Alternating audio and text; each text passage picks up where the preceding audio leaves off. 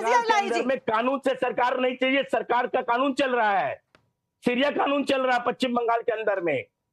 अरे पश्चिम बंगाल 10.5 करोड़ लोगों के लिए ममता बनर्जी क्या क्या कर रहा है, आप पहले बता लीजिए, जान लीजिए। बादल दा, दूसरे को भी बोलने दीजिए, सिर्फ आप ही बोलेंगे क्या? आप तो टीवी जिहाद करने लगे। पता है आने वाले चुनावों में शायद परिणाम भी दिख जाए उसका। नाजिया जी आप बोलिए। और बंगाल में एक बार आइए साक्षी जी, 2021 में ममता बनर्जी के लाडले मंत्री फिरहाद हकीम ने ये ऐलान किया था कि कोलकाता मिनी पाकिस्तान है, और आज देखिए कि कोलकाता में रहने वाली सारी महिलाओं को माले गनीमत समझ करके टीएमसी के नेता और सिविक पुलिस लूट रहे हैं, उनकी इज्जत को नीलाम कर रहे हैं, उनकी इज्जत को तार तार कर रहे हैं। और देखिए बंगला का ट्विस्ट खेल रहे हैं बैठ करके बादल देवनाथ।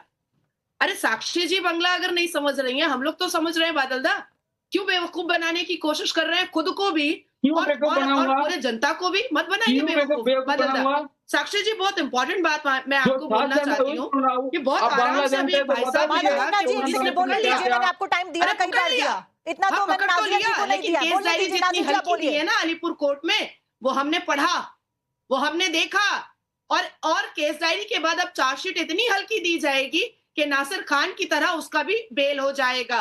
चार्जशीट इतनी हल्की देगी पुलिस कि कामदुनी के आरोपी जैसे बाइज्जत बरी हुए ना, वैसे ही ये भी बरी होगा।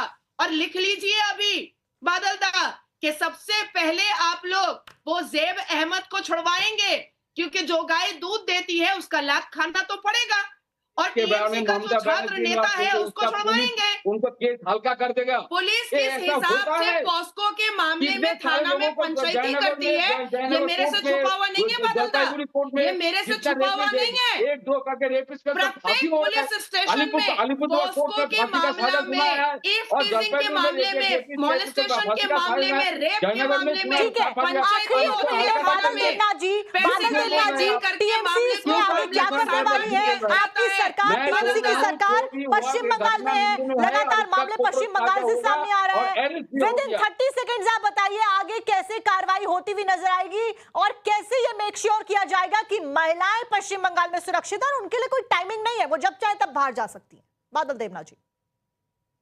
महिलाएं सुरक्षित नहीं है बंगाल में। मैडम, जलपाईगुड़ी डिस्ट्रिक्ट में, जयनगर इलाका में और अलीपुरद्वार में जो एक करके जो रेपिस्ट था उसका भी फांसी भी सुनाया।